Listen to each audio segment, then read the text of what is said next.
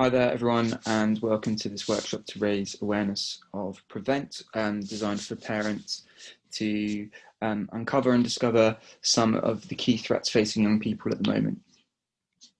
So this is facilitated by myself, John Pedler. I'm the Prevent the Counter-Terrorism Education Officer for Hackney, working with the Home Office, Department for Education, to help raise awareness around what Prevent is and how we can counter the threat of extremism and radicalisation to young people.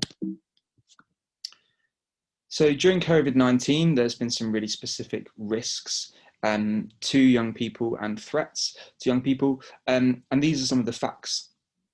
During COVID, prevent referrals have fallen by 70%. So this is largely down to the fact that schools have been closed for a large chunk of time from around March last year, or this year rather, until really September. So as teachers have had less face-to-face contact, have obviously fallen, and it's not just schools, areas where prevent is a statutory duty, so that includes prisons, probation centres, general out-of-school settings.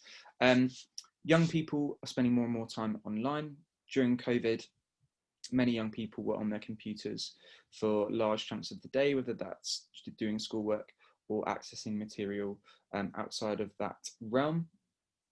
And then movements such as the Black Lives Matter movement has sparked an increase in hate crime and xenophobic rhetoric within some far-right groups. So whilst the Black Lives Matter movement is not a supported government movement, it does aim to establish good and create positive change. However, some groups have aimed to capitalise on the fact that there is this movement gaining traction within society and aiming to turn people against each other through positive movements such as this.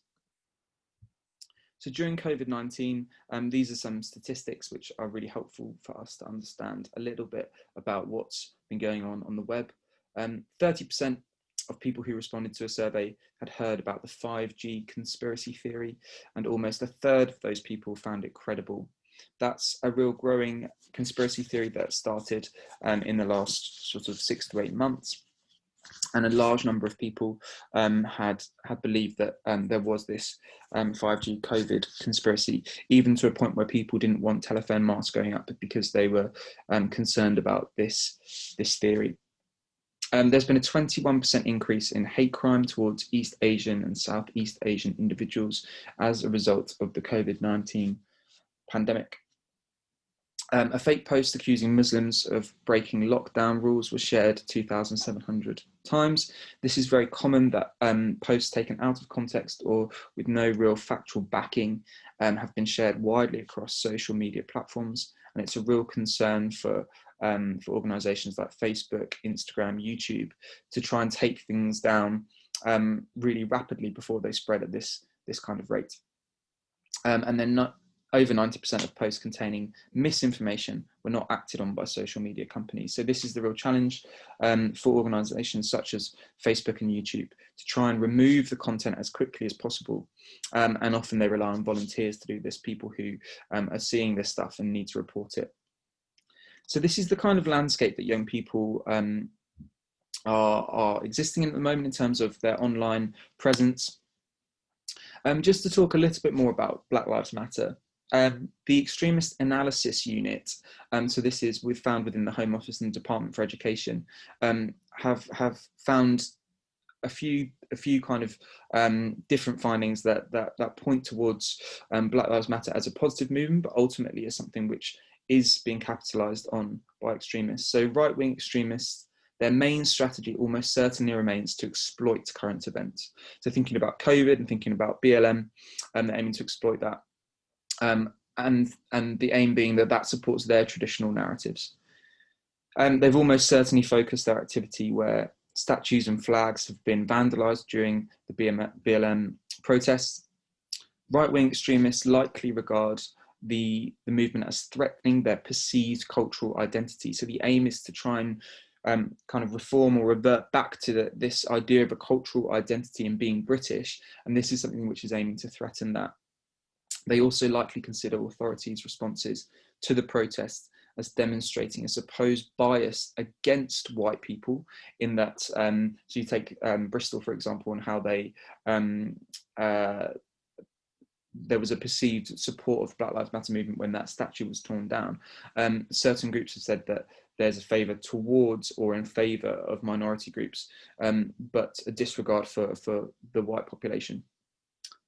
Islamist extremists are likely, highly likely in fact, to use George Floyd's death and the Black Lives Matter protest to appeal to young left-leaning audiences and to support their traditional Muslim idea of victimhood and anti-Western narratives. So it all plays into this larger kind of melting pot of thoughts, feelings, and emotions, as people ultimately search for what it means to be British and have this perceived cultural identity.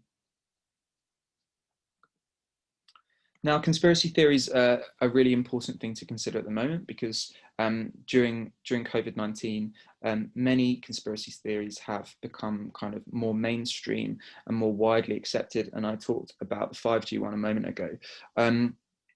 There's one I'm going to talk about particularly, but before I do, it's important to know what a conspiracy theory is and why it's a risk to young people. It's ultimately a belief that an event or a situation is the result of a secret plan made by powerful people.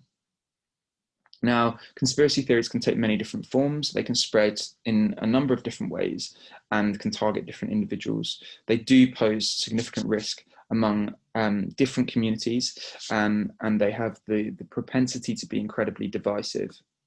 Now, an example of a conspiracy theory that's gained a lot of traction in 2020 is QAnon. And you may or may not have heard of QAnon, but ultimately it started out life in the US, but it is growing in the UK, and it's spilling over into this anti-vaccine and 5G kind of protest sphere, and it's fueled by online disinformation. It's wide-ranging, and baseless. There's no factual evidence to support it whatsoever. And it's been on the fringes of right-wing internet. So it's been sort of in and around websites such as 4chan, 8chan, which you may or may not have heard of. And they're often kind of, they're kind of internet sort of content sharing forums. And they're very much an online space where if someone is wanting to spread a dangerous message, they can do that on there. Now, its roots are previously kind of found in other conspiracy theories, some very, very old. There's also this kind of anti-Semitic narrative that's going on in QAnon. Essentially what it says is that, and you can see here highlighted in red, that Donald Trump is waging a battle against a secret group of Hollywood stars, Democrat politicians, billionaires. And these people are secretly engaged in child sex trafficking and child abuse. It's incredibly radical. It's, as I said before, it's baseless. There's no evidence to suggest this whatsoever. But it's gaining traction all over the world, in the US especially, but also now in the UK. So it is something which is incredibly concerning, that young people are potentially accessing this stuff online. Now, I want to talk a little bit about grooming, because online grooming is something that's grown exponentially in the last decade. Now, grooming is most commonly found in gangs. It's a very common mechanism used by gang leaders as a form of kind of initiation, but it's also common in the extremism sphere. And there's typically 4 stages to the grooming process, known as the grooming line. Firstly, the targeting stage. So that's observing the child or young person. This is typically done by an older, either gang member or extremist. Then selecting that individual child based on potentially a number of sort of like vulnerabilities or factors that might lead them away from mainstream thinking. So that involves being nice, befriending them, giving them gifts, taking an interest in them, developing a relationship of trust, and sharing information about young people between other abusive adults. So if there's a network of groomers, that information might be shared. Then there's the friendship forming stage. So making that individual feel special, giving them gifts and rewards, spending time together, keeping secrets, being present, being there for them, and testing out physical contact. So that might involve accidental touching to begin with. Offering protection. Someone might, if we're looking at this in a gang sphere, someone might be seeking protection, and this person doing the grooming can provide that. Then often comes a loving relationship stage. So that involves potentially being a boyfriend or a girlfriend, and establishing a sexual relationship. Now, this doesn't always happen with online grooming, but often it might get to a stage where online does become physical, and in which case this is sometimes, but not always, an element of that relationship. It might involve lowering inhibitions by showing them things like pornography, engaging them in forbidden activities such as going to clubs, drinking, taking drugs, and being inconsistent. So building up a relationship of hope and trust, and then punishing them if they don't seem to act according to that kind of ideal. And lastly comes the abusive relationship stage. So this is where the relationship becomes an unloving sexual relationship. There's that withdrawal of love and friendship. It might involve isolating them from their family or friends, from their sort of network.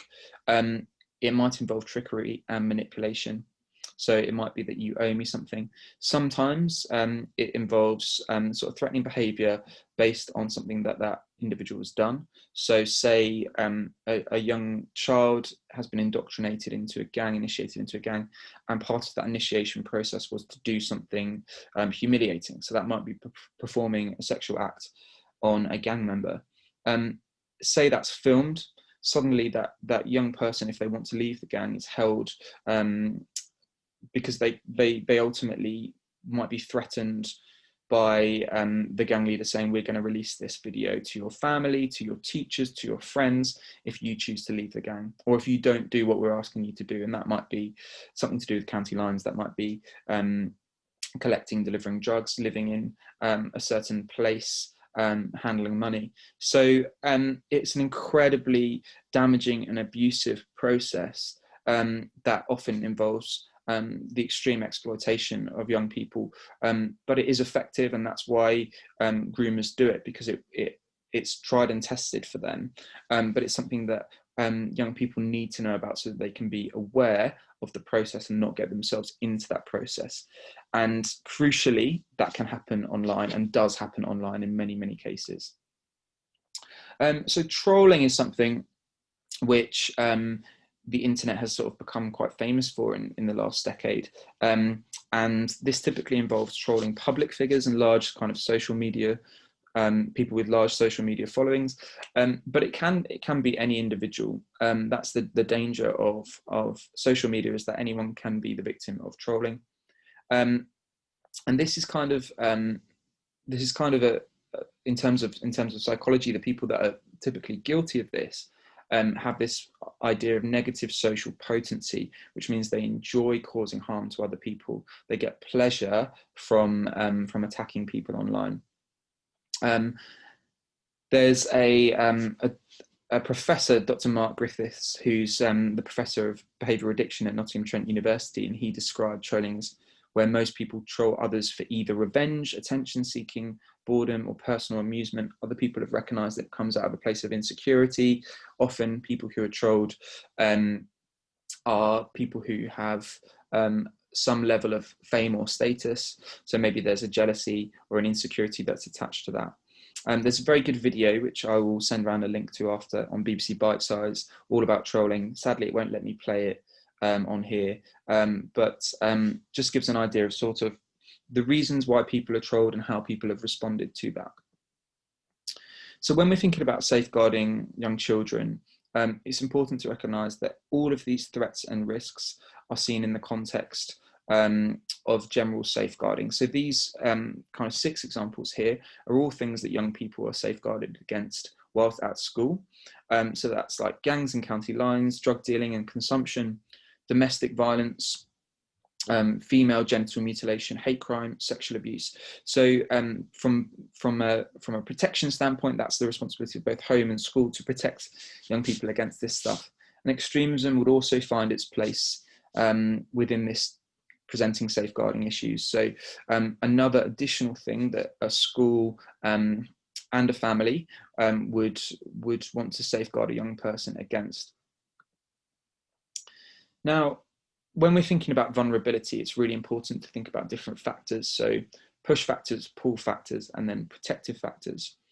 Now, a push factor is an internal emotion found within a young person or any individual that might push them out of this idea of mainstream thinking into more peripheral or even extreme thinking, especially pushing them into a place of vulnerability. A pull factor is an external influence which would aim to take advantage of that emotional state. So something might make that child particularly vulnerable, and then someone might come along and try and capitalize upon that vulnerability. And lastly, we have protective factors. So this could be school, parents, or religious institutions, all of which can play a really positive role in the process of protecting a young person, but all of which can also play a negative role. So both school and parents, there's been countless examples where perhaps the school has been guilty of allowing an extremist to teach at that school, and that's led to the process of radicalization happening there. Parents, obviously, there are examples of that as well, and as well as religious institutions. So these are some examples of some push factors that might lead someone away from mainstream thinking. And crucially, any young person can find themselves thinking this way or being affected by one of these issues. So that could be political disillusionment, very common at the moment, what with COVID and the government's management of COVID, with Brexit, with BLM, fractured families. That could be a child who's witnessed their parents splitting up, feeling socially isolated, again, common at the moment, as young people don't have the social interaction that they used to. Poverty, bullying, bereavement, losing a loved one, maybe a parent, struggling with mental health, struggling with learning needs, feeling neglected or experiencing neglect, and a sense of low self-esteem. So these are all things that might push someone away from the mainstream. And then, of course, there are these pull factors which might appeal to someone who's perhaps been affected by some of the push factors. So that could be establishing a sense of control, aiming to control a situation when other things feel outside of their control, trying to find a sense of purpose, having power over a situation, a sense of belonging. If they've been socially isolated, maybe even bullied, finding a sense of community, whether that's online or in person, could be really important.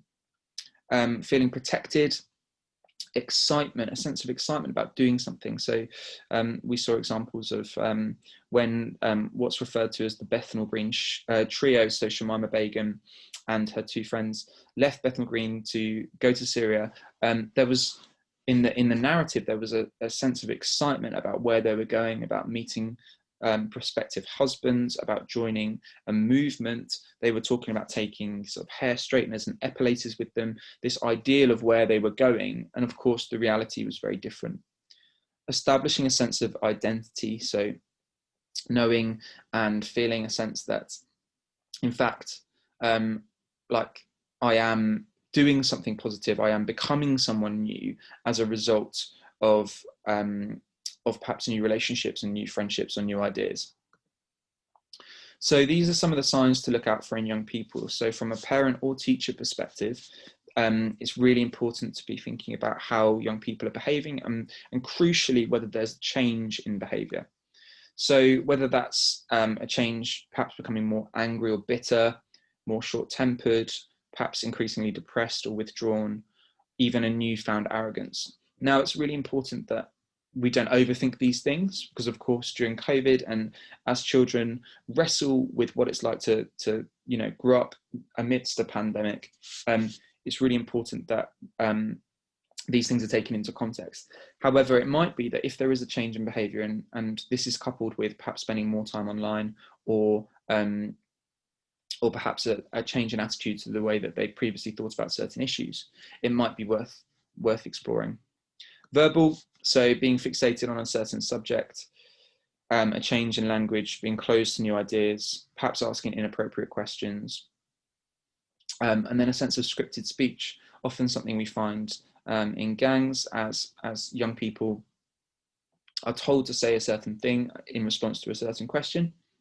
And lastly, physical factors. So this might involve a new circle of friends, self-harm, that could be significant absence from school, a change in routine, or significant use of the internet. So lastly, I just want to think about some of the threats and risks. And obviously, I've already talked about conspiracy theories, grooming, as well as some of the kind of wider safeguarding concerns facing young people. In terms of Hackney as a place, the main threat that we're kind of experiencing at the moment is the online threat. So Hackney as a place is not notoriously known for having a strong extremist presence. There is a concern around gang crime and gangs across Hackney. My remit is extremism and prevent, so there is more information that you can get around the gang side of things if you would like, and please do get in touch and I can put you in touch with someone who can help. But in terms of extremism and terrorism, the threats and risks are broadly London threats and risks, and in London the main threat to young people is still from Islamist extremism, despite the fact that there's been a real rise in the far right across the UK, especially the north of England. In terms of Islamist extremism, the threat will come from specifically and mainly Daesh. So Daesh, otherwise known as the Islamic State in Syria, the Islamic State in the Levant. It has lots of different names, but it is the same group. And I'm sure you'll remember some of the attacks that they've carried out, including the Paris bombings and the Manchester attack, as well as London Bridge. Al-Qaeda, a group obviously known for 9/11, still somewhat prolific, although less active in Europe. Al-Muhajirun are a group who started life in Luton and have operated widely in East London. They have since become proscribed, which means that they are recognised by the UK government as a terrorist organisation. And they have an online presence. They used to have quite a strong presence in sort of Tower Hamlets and around the Stratford area. But they do have an online presence, and they are still a concern across London. And then a growing threat from the far right, and this is something that we've seen with conspiracy theories as a response to the Black Lives Matter movement, is that young people are being mobilized towards this thing of white identity and white nationalism, and being able to crucially protect that through a form of extremism. Groups that represent this include the National Front, National Action, the English Defence League. And lastly, in talking about threats and risks, something called incels. Now, I don't have the time to go into that in detail, but incels essentially a movement whereby young males believe that the growing equality between men and women has meant that men no longer get to choose who it is that they are with, that they marry, because women now have the choice to make that decision themselves. And as a result, they feel inhibited by this. And this has led to a number of attacks happening noticeably in America. So you may remember some of the school massacre shootings, starting with Columbine in Colorado. That was famously one of the first incel attacks. A young guy who was angry at society, angry at the fact that women had rejected him, chose to kill a number of people in a school. It's a very strange and dangerous ideology. It's not widespread in the UK, but it's something a bit like the QAnon theory that has grown, and there is a presence of that. LACIT stands for left-wing ideology, essentially, and that's single issue. So their focus is kind of anti-right-wing, anti-fascist, and again, not a massive threat of that in the UK, but it is somewhat growing. In terms of prevent referrals and statistics, this is a really useful useful set of pie charts. So you can see here that across all stages of prevent, so from the prevent referral stage to the prevent channel panel, which is where prevent referrals are discussed at the local authority with the Home Office and police, and adopted as a case, so where intervention is provided, on all three metrics, the majority of cases are male, so 87, 87 and 88. In terms of age, you can see here at the bottom that the majority of those people are either under 15 or 15 to 20. In terms of the ideology associated with this, at all three stages, again in the pie charts, you can see that it's fairly even between Islamist radicalisation and right-wing radicalisation. In fact, across the UK,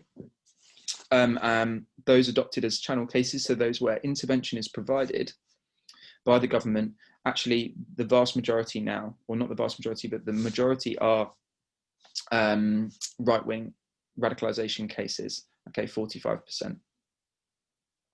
So we can see here, in terms of the landscape, that there's a number of pressing issues facing young people at the moment, and internet safety is crucial.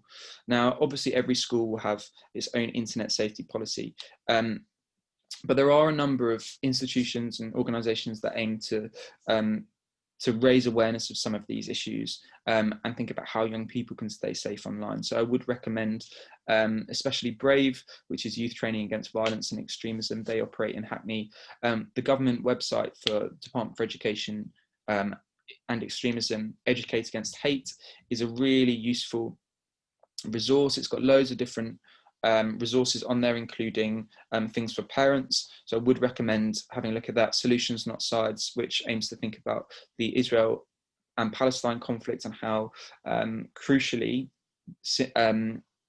where divided opinion exists, there can at some stage be peace. My contact details are attached here, including my telephone number and email. Please do get in touch if you have any questions following this presentation, and I hope that you found it informative.